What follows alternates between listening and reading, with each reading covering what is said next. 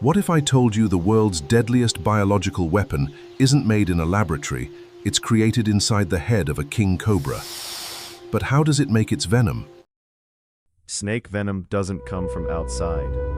It is produced inside the snake's own body. But have you ever wondered how a few drops of liquid can disrupt another animal's entire nervous system, blood, and muscles?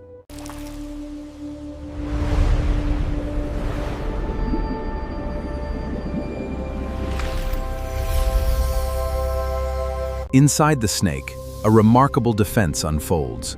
Protective proteins block lethal venom toxins, neutralizing the threat and rendering the bite harmless.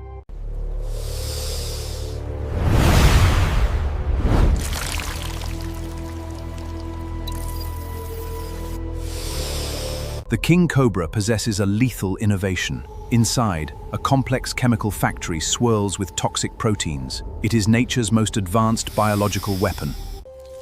On both sides of a snake's head are specialized venom glands. Inside them, millions of cells follow DNA instructions to produce proteins, enzymes, and toxins.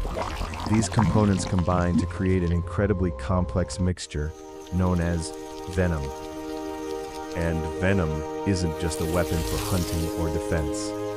It also helps begin the digestion process by breaking down the prey's tissues even before it is swallowed. On both sides of a snake's head are specialized venom glands.